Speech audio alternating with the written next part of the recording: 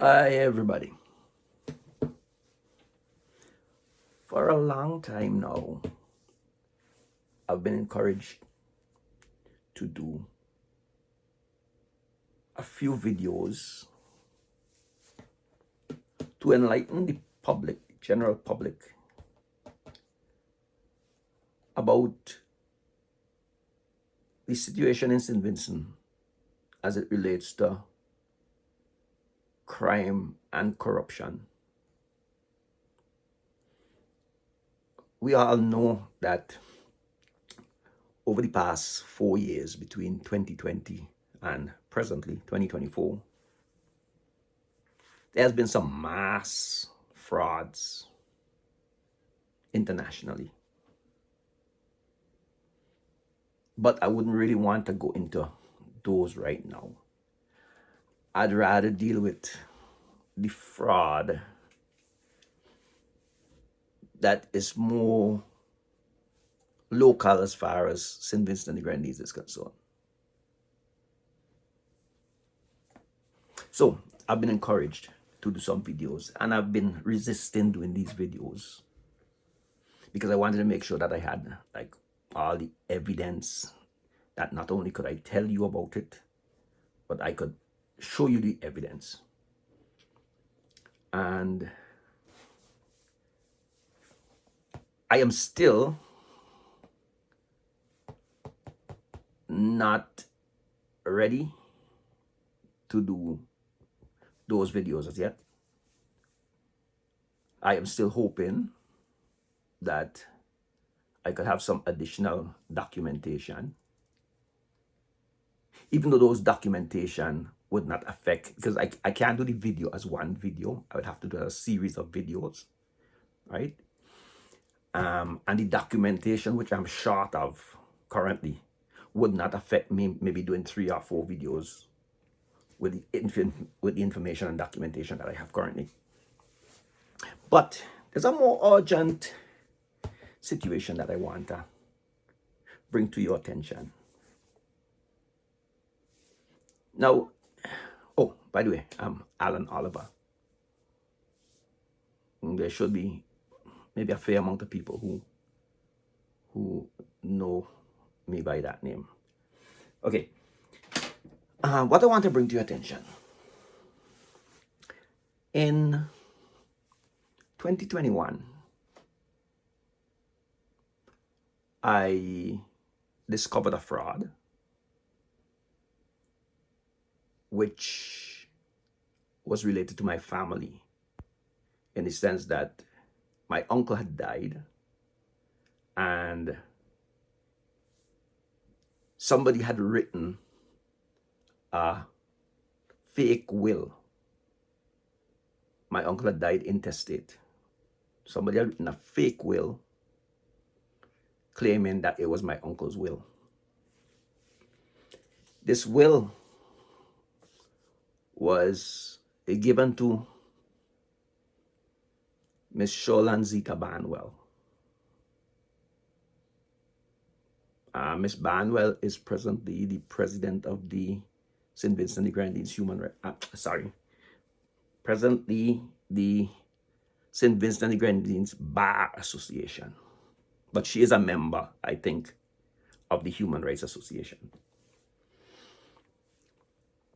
Miss Banwell then, through Jomo Thomas Chambers, filed that fraudulent will with the court, Eastern Caribbean Supreme Court. And along with the fraudulent will, she prepared some fraudulent documents to accompany the will in an application for letters of administration with a will annexed. Now, when I heard that there was a will, it was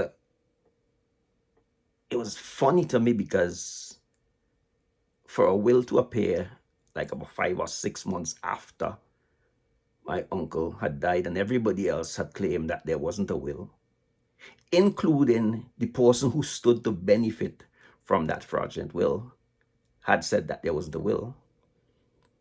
It was rather strange.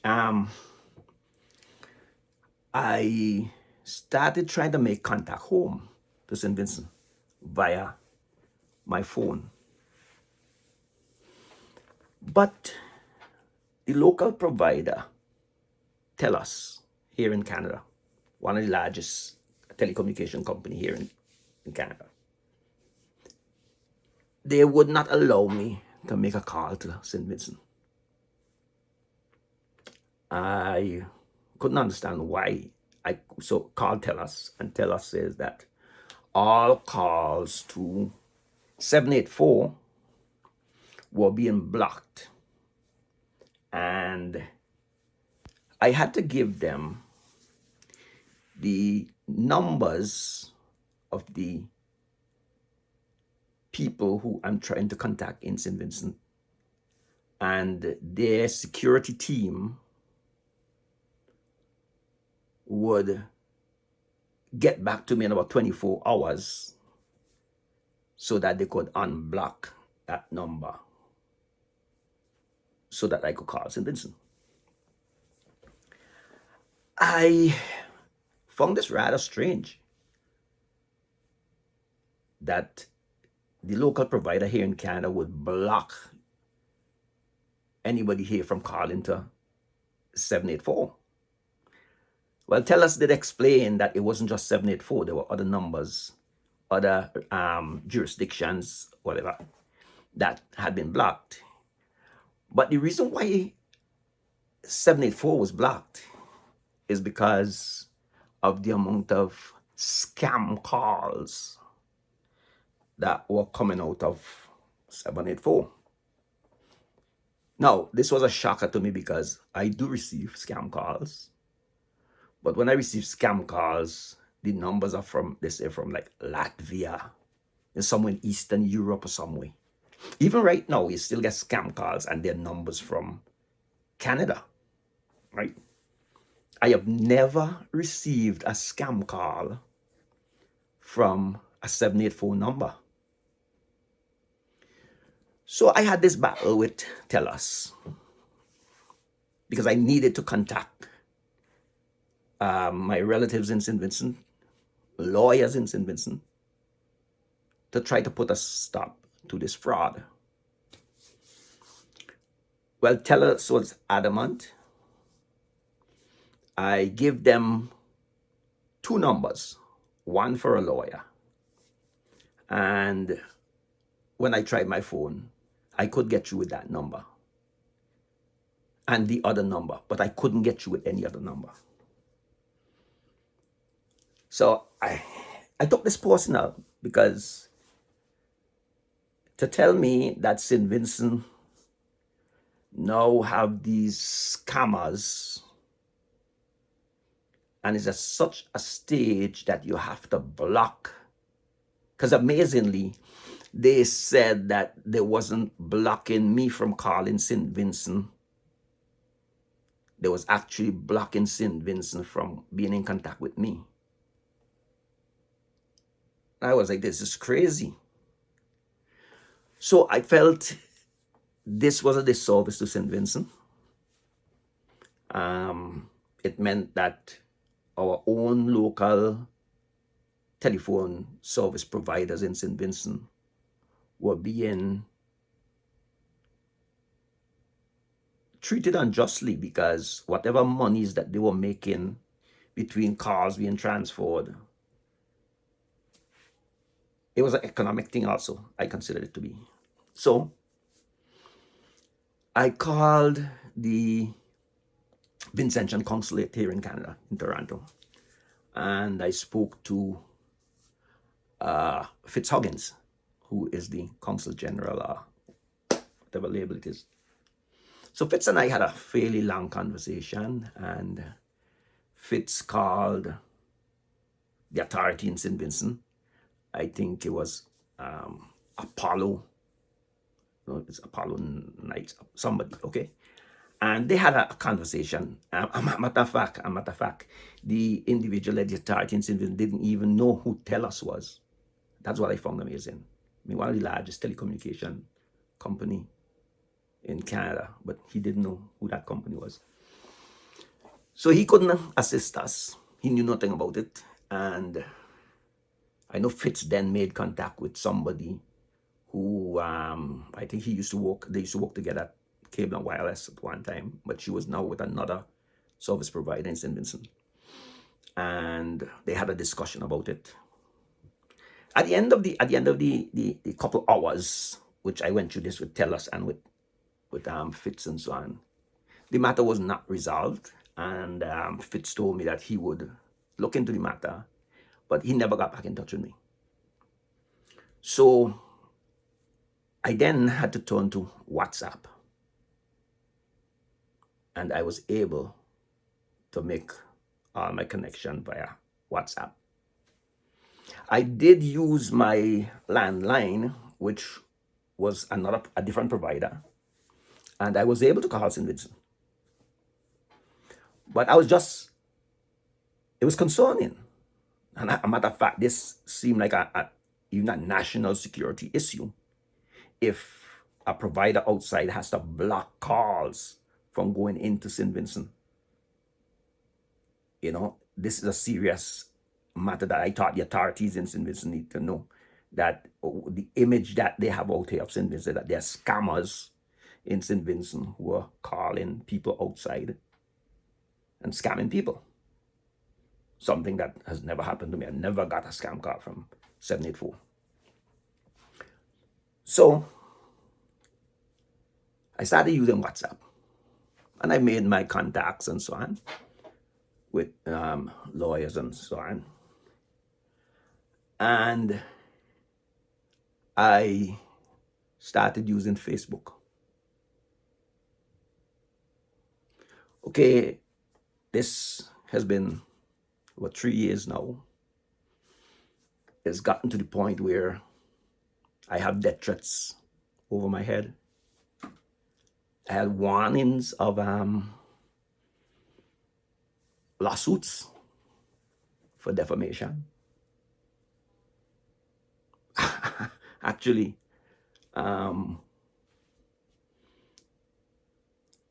most of these warnings about defamation suit came from Jomo Thomas, okay? Because I started trying to confront Jomo Thomas as to if he was aware that his law firm was used to defraud the court in an effort to assist this fraudster, Sean Oliver, from Scarborough, Ontario, Canada, to steal my uncle's estate. All these documents which went to the court to steal the estate were prepared by Shaul and Zita Barnwell. As a matter of fact, in April, around the April 2nd or somewhere there, 2004, last April, I was invited to explain a comment I had made by Kingsley de Freitas on his weekly program on WFM, feedback program.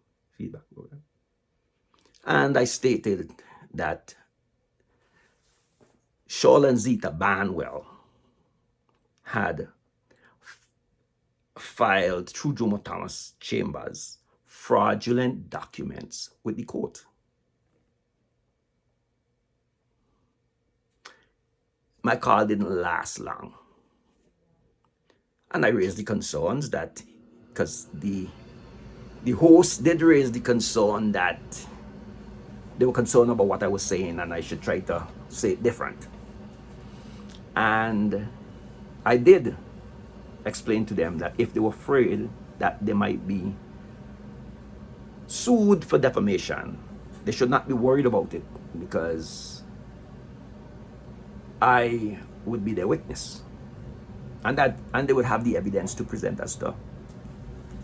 However, not too long after, I think They basically told me, before I left, I told them, to let Jomo Thomas know that even though he has sent me warnings of defamation, and I have challenged him to take me to court, that challenge is still open to Jomo Thomas and Zita Banwell to take me to court. 2 days after, I got a call from Kingsley de Freitas. And he was really sounded to be in a panic because he had received notice from Mr. Jomo Thomas that he was going to file a suit of defamation against him. I tried to calm Mr. de Freitas down, and I said, listen, they cannot sue you. If they even attempt to sue you, I'll be a witness. Because they are not stupid enough to go and tell the court that Alan Oliver said that Zita Banwell, Shoreland Zita Banwell, through Jomo Thomas Chambers, has filed fraudulent documents with the court.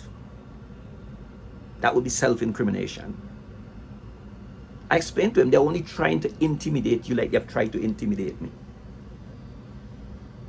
Now, the reason why intimidation would not work on me is because before they tried to intimidate me with a lawsuit, I was notified or warned of my untimely demise. And after you have notified somebody that they will die for what they're saying, what worse could happen? What am I supposed to do? Take this information to my grave? No.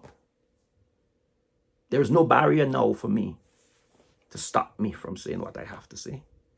Taking me to court for defamation can't be worse than killing me. So, Mr. Kingsley de Freitas comes on the following week and he apologizes to Jomo Thomas. And he basically makes a statement that I was creating mischief. I was making statements that I couldn't prove.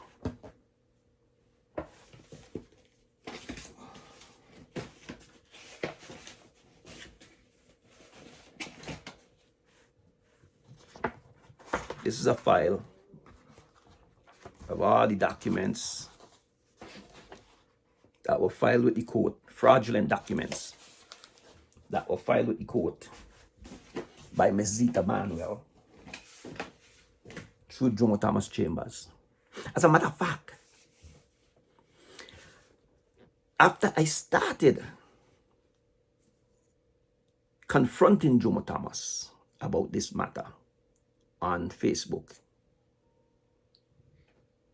the law firm name, I think, was changed to Thomas and Banwell Incorporated.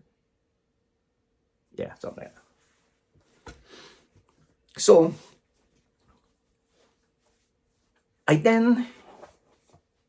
there's all this talk about the political situation in St. Vincent.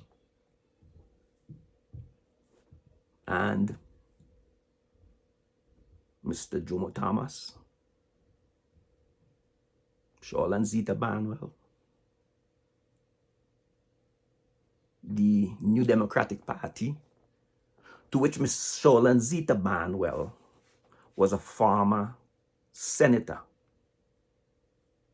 She actually vied twice in elections for a position of vice president of the New Democratic Party, the NDP,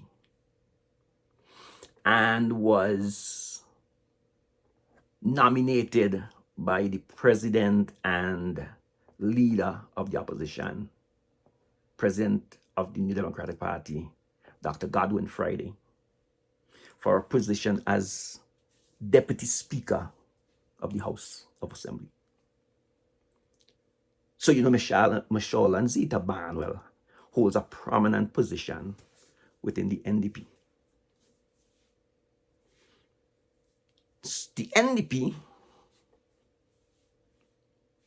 has been having meetings, discussions. They have their live programs on the internet, and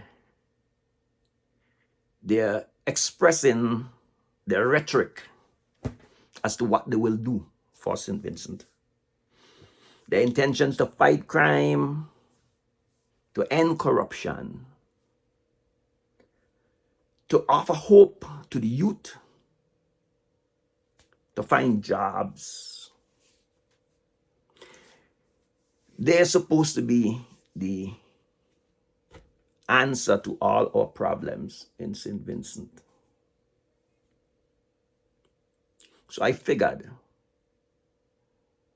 how could a political party who is so concerned about our nation fail to respond to my efforts to reach out to them?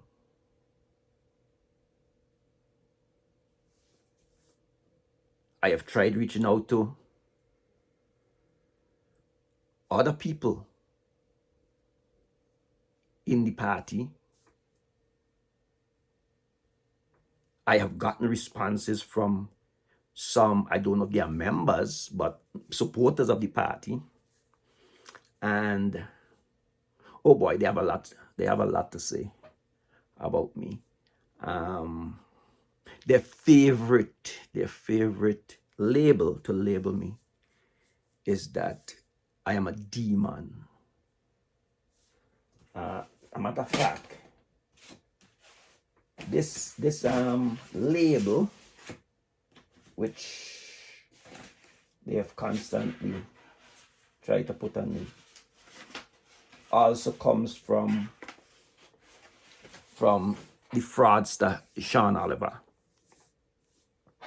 who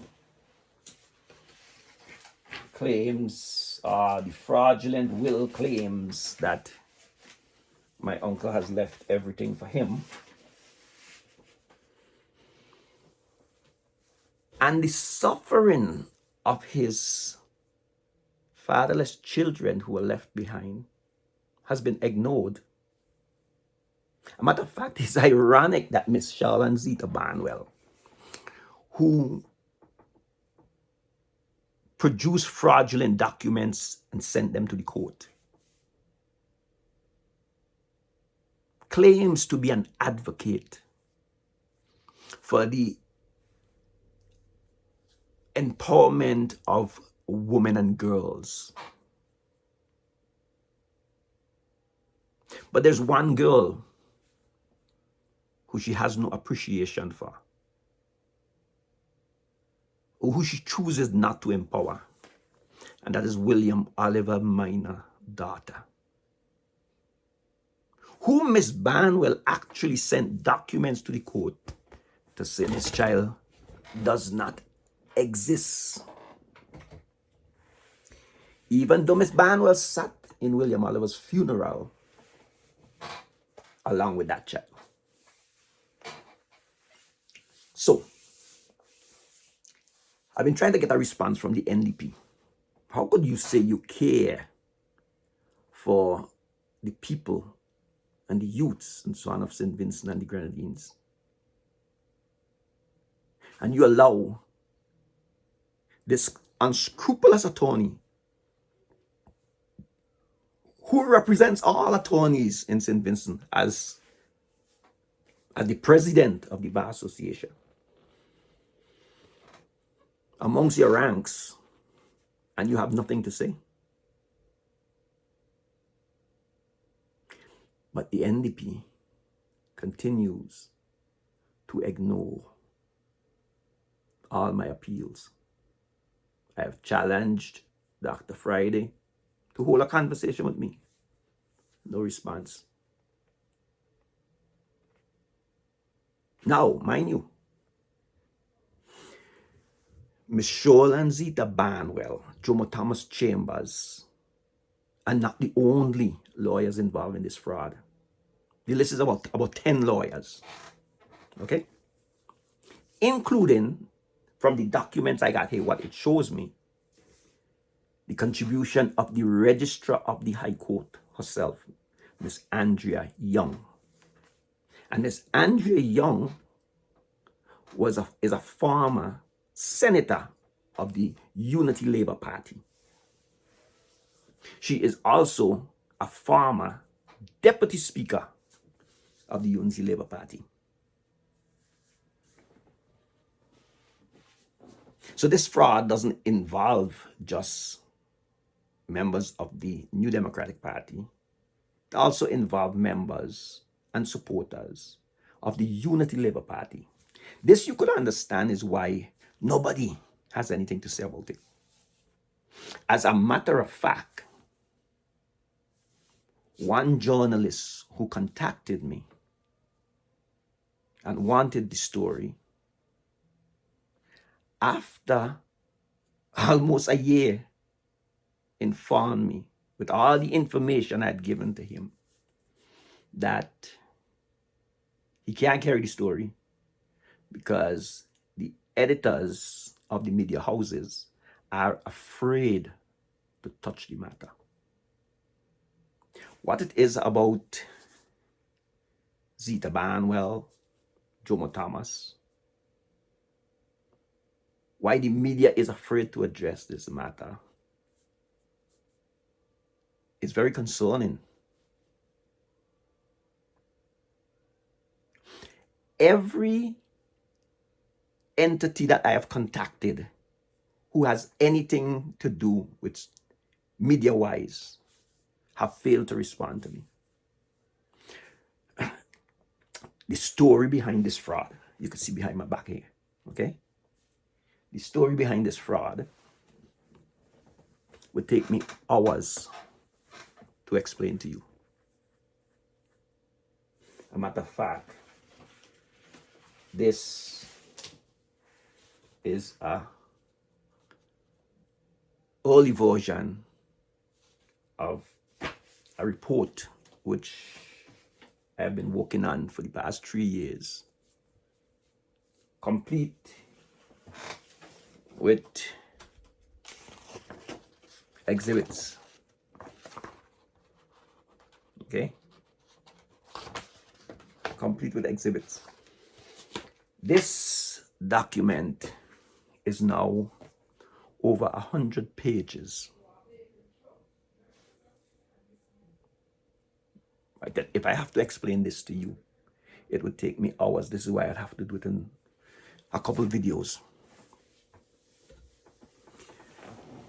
So, with me now constantly trying to raise this issue publicly, and people telling me, oh, this is not the place for this, you need to get lawyers to go to court and take the matter to court. And as I have explained in my call, when I called to Kingsley Freitas,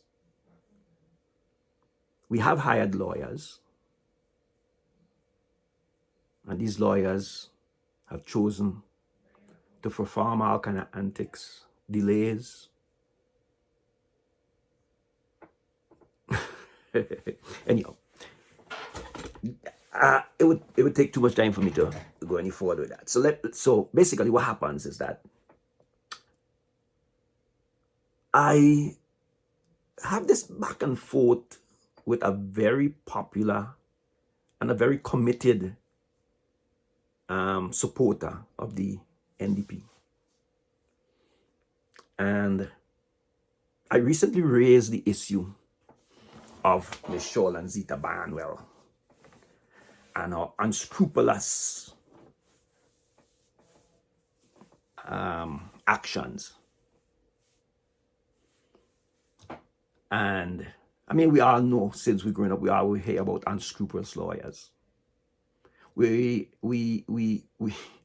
for one reason or another choose to believe that these people, when they're in certain positions in our society, whether doctors, lawyers, whatever, that they are all honorable people. Well, a matter of fact, if you actually listen to any of the addresses by the former, I think she's former president or chief justice of the Eastern Caribbean Supreme Court, ladyship Dame Janice Pereira, you would hear her constantly talk about these unscrupulous attorneys and the image that they have given to the judiciary, and why the public trust in the judiciary is waning. So it has been known over the years that we do have a lot of unscrupulous attorneys amongst us. The thing is that most people don't want to call them out. Most people are afraid to call them out because traditionally, as soon as somebody says to you, I will send you a lawyer letter, people start running and scampering and hiding, because as a population, we are ignorant of the law. You know, every time you get into trouble, you hear they might say, this person was known to the law or known by the law. The problem is, the law knows us, but we don't seem to know the law. So we are scared very easily. We are intimidated very easily when somebody says, I would send you a lawyer letter, or a lawyer says, I would sue you. You know, because we're afraid of that which we don't know. And we are so afraid of the law that in most cases we are afraid to even know the law. So in my recent conversation, I was told that Ms. Sholan Zita Barnwell is not NDP.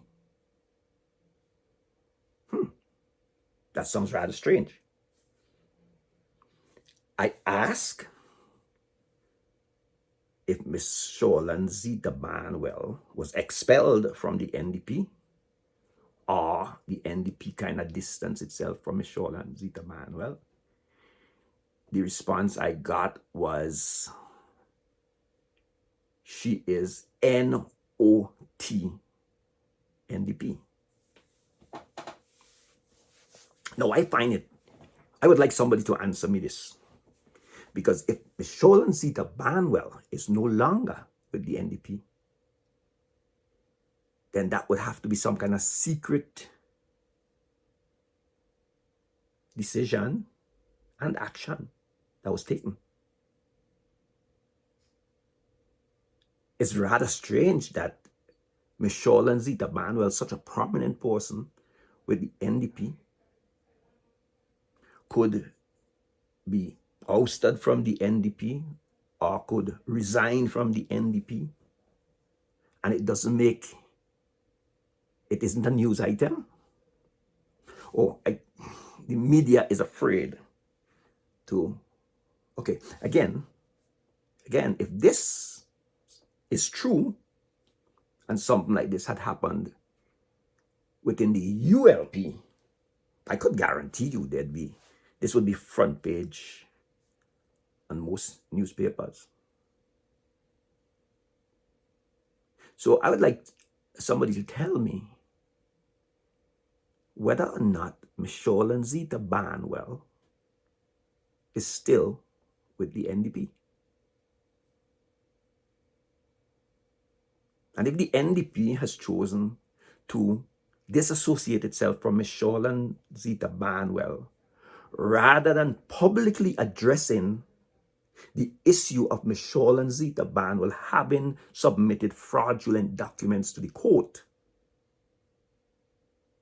then we have to be very concerned. Because my appeal to the NDP has always been, if you're serious about dealing with crime and corruption, and you want to convince the Vincentian Society that you're serious, then deal with the corrupt elements within the party force publicly. Let us see that you have a spine. Let us see that you have a backbone. And you are willing to sacrifice your political ambition for justice and for integrity of our courts and our justice system. So I'll leave that there for now. However, on, I think it's Thursday. I just look on my computer here, and I would pull up my Facebook page. I mean, anybody who wants to go on my Facebook page is free to go on my Facebook page. And you know, one of the ways that you know if somebody's being truthful is consistency. You see, they say a liar has no memory. Basically, what it says is that every time they tell you the lie, something is different. Okay? So it's easy if somebody's telling you the truth, even if they tell you it 2 years from now or 3 years from now, the story would be the same, unchanged. All right? So you could go on my Facebook page. You could even go back and check Jomo Thomas's Voices programs from like around May of 2022 to December of 2022, because that's when he blocked me. He had claimed that he would never block me because he has nothing to hide, until I told him to go and ask Zita Barnwell's uncle who Sean Oliver is, and his aunt Jennifer Will Gabriel. Mr. Barnwell was on his program, and I said, ask Mr. Barnwell who these fraudsters are. Jennifer Will Gabriel, a convicted felon for fraud, who had defrauded the Bank of Montreal of almost $4 million. Go and ask Mr. Barnwell who these people are. And from that, he has blocked me. Okay? So I just want to go here, and I just want to make sure that I am giving you the correct information. So, all right. So on, I think it's Thursday, not getting a response from anybody with authority in the NDP, no matter how much I call them out. Every time I see they have a function where it's online or whatever, I would call them out. And no response. However, on Thursday, I got a private message. We call them DM, direct message or something, on my Facebook messenger, right? And it's from one Arnhem Ulrich Eustace. Okay? And it carries a picture of Mr. Eustace. And it says, Thursday at 11:55 a.m. It says, hello. And when I did see it around after 12, I said hi. And by 3:44, he says, how are you? Now, I am figuring, why would Mr. Arnhem Ulrich Eustace be contacting me? Every other person associated with the NDP, Zita Barnwell, Jomo Thomas, who contacted me through a private message, contacted me to tell me what they thought of me. And it never ended well, because when I say, okay, well, I could give you the evidence as to why I'm saying what I'm saying, it's true. Okay? They tend to run away and then they block me, so that I cannot contact them.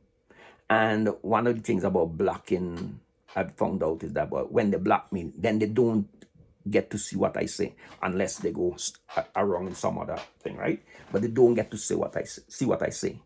So I don't know if somewhere in their minds is that if they cannot see what I am saying, then I'm not saying it. I don't know if that's the mindset that they have, right? Anyhow, so why would Mr. Arnhem Ulrich Eustace be contacting me? So I say, I wonder if he is concerned with what I am saying. I know his daughter is a lawyer. I wonder if he's concerned with what I am saying, and him being the honorable person that most of us hold him to be, figures that the suffering of these poor fatherless children who have been denied their inheritance, whom Zita Barnwell, Jomo Thomas Chambers, Andrea Young, and others have worked to disinherit. These children whom Sean Oliver and his cousin Rafi Dunbar, the hotel investor, have actually gone to the Killico Bayside and stole the 2 fishing boats which their father left in the water at Killico to provide sustenance for his children. They stole them. But okay, we're going to deal with that later. So why would Mr. Arnhem Eustace be contacting me? So he says, how are you? And I say, not bad, sir. How are you doing? And how is the family? Okay. I knew Mr. Eustace's wife fairly well, Okay. He says, I am doing well, thank you. We are all doing good. And you?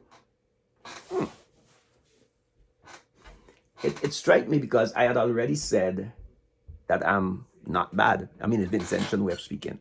Somebody says to you, how you doing? We normally don't say, I'm doing good. We say, not bad, or not too bad, right? Because it could always be better, right? And when you say doing good, then people think, well, okay, everything is good, everything's okay. When you say not bad, it means clearly it could be better, right? So he asks again, how are you? I say, because I'm figuring maybe he is not too comfortable with getting into the reason why he might be contacting me. So I say, I and my family here are fairly okay. The family is growing. We just had a 6th grandchild who was born about a month ago. The family back home has a few problems which I'm trying to assist them in resolving, but my ability to get certain things done is limited due to my inability to return home due to security issues, which give me great concern for the future of my family and my nation, SVG. How is your retirement going? Now, later in another video, I would actually show you the things that Jomo Thomas has said to me. Okay? Jomo Thomas has actually written an article referring to St. Vincent as a killing field. Okay? And the things that Jomo Thomas has said to me is enough for me to know St. Vincent is not a safe place for me. Jomo Thomas and every other lawyer involved in this issue has the human and financial resources to silence me. I have no interest in trying to play a hero. None whatsoever.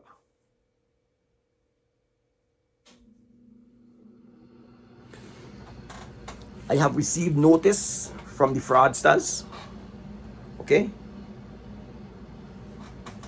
that they will find me. They have been challenging family members and so on to give up my address. Okay? Everybody who is familiar with this case, including lawyers, have advised me not to return to St. Vincent. Jomo Thomas says it's a killing field. Jomo Thomas says that it came out in court that it's about $1,500 to assassinate somebody or to execute somebody. I'm a carpenter. You know, look, these are the kind of things I work with. This is a impact driver. Okay?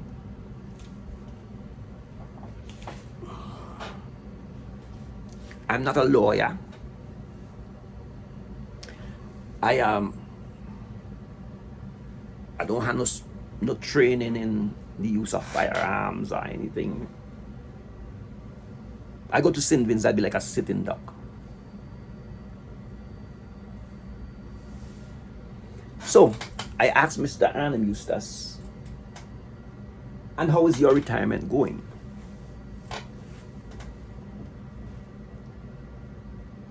He responds, good to hear from you. My retirement is going good. I am enjoying and have been helping my people with the alleviation program. That rings a bell. That lights a bulb, a flambeau, whatever you call it, in my head. Why would Mr. Arnhem Eustace refer to or make a statement like, I have been helping my people with the alleviation program? If you use a statement like my people, and I know you are NDP, then I would assume you've been trying to help NDP people with the alleviation program. But I would think that Mr. Eustace would be somebody who, if he has access to assisting the poor, then he would assist the poor, not just the NDP poor. So that sends off a light in my head. And my wife says to me, I tell you, this doesn't sound like Mr. Eustace. So I decided, let me see how much Mr. Eustace knows about, like, Mr. Eustace. So Mr. Eustace goes on to say, did you also benefit from the ongoing alleviation program? And okay, this definitely does not sound like Mr. Eustace. So my response to Mr. Eustace was, Mr. Arnhem Ulrich Eustace, was, no. How is Margaret and Bev doing? Who the hell is Margaret and Bev? I don't know. I honestly don't know who's Margaret and Bev, but I am asking him, how is Margaret and Bev doing? And then I figured, oh, I remember one of my comments that I made about the NDP, and Margaret London had asked if this was Pappy. And I acknowledge that, yes, it was Pappy who was making the statement. So I figured, okay, then Mr. Arnhem Eustace definitely might know Margaret. Yet, and there's possibility that there could be a Beverly, whatever, within the NDP who he might be aware of. And there I was asking, how's Margaret and Bev? Mr. Eustace goes on to respond, it's set up by the US government to help the Caribbean citizens and supported by the World Bank. I was given some slot there as the former Prime Minister. I want you to be part of this great opportunity. So this is not just Arnhem Ulrich Eustace. This is the former Prime Minister. This is serious. So I say, thanks. Again, how is Margaret and Bev? How is Margaret and Bev? Mr. Arnhem Ulrich Eustace come back and says, they are doing very well.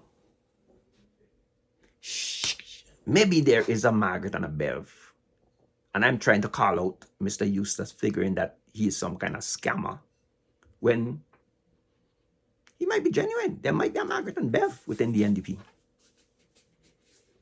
So I asked again, after he says they're doing well, I asked, how many kids does Bev have now?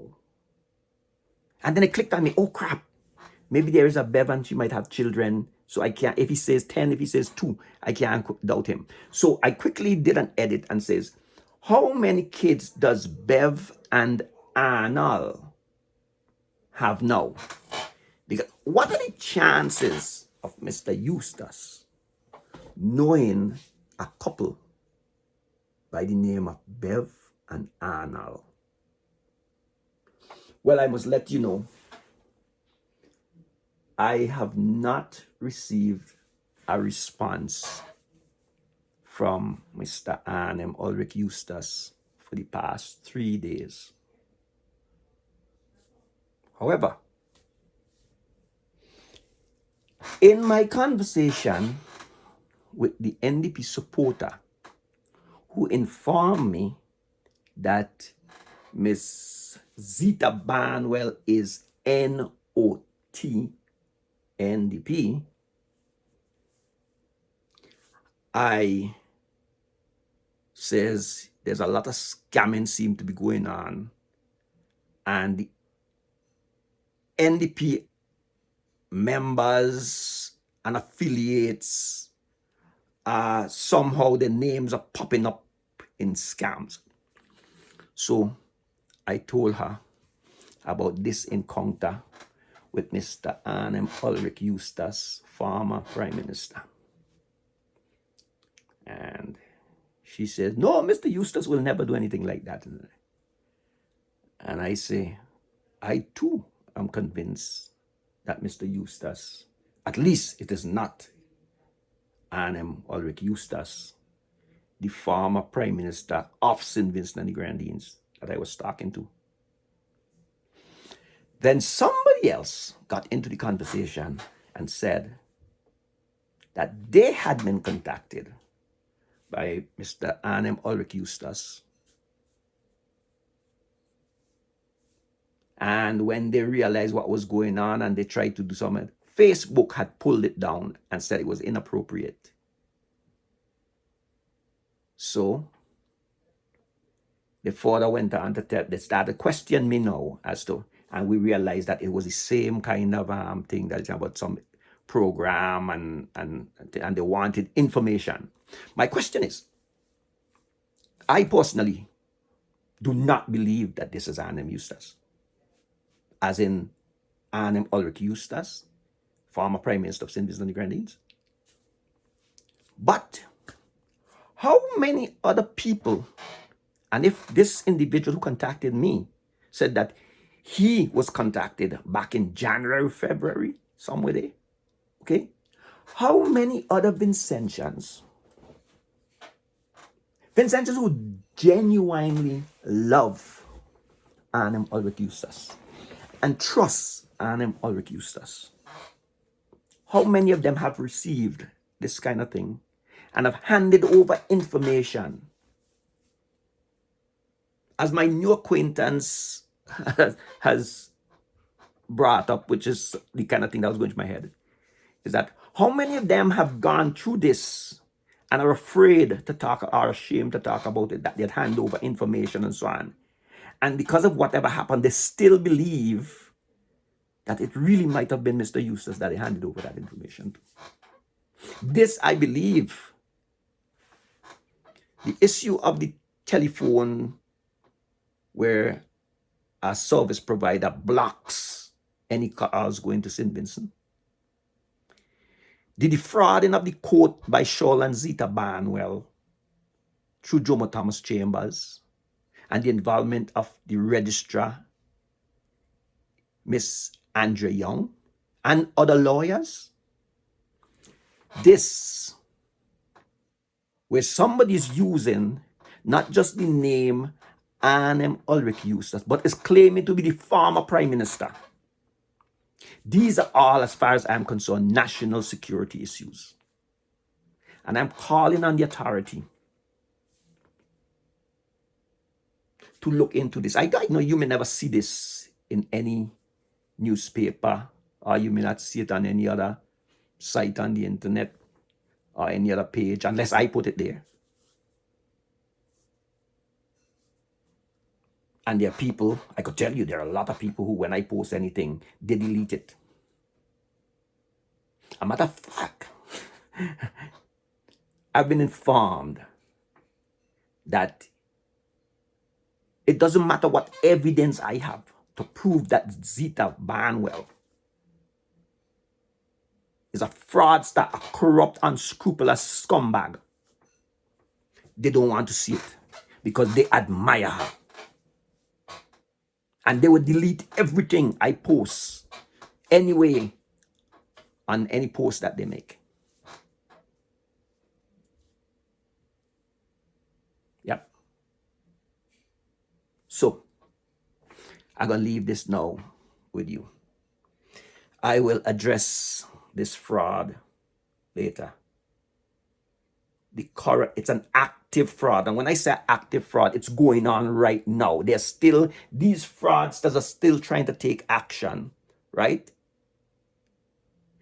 To gain access to the proceeds of their crime. You understand me? But this would take like 3 or 4 hours to tell you this story.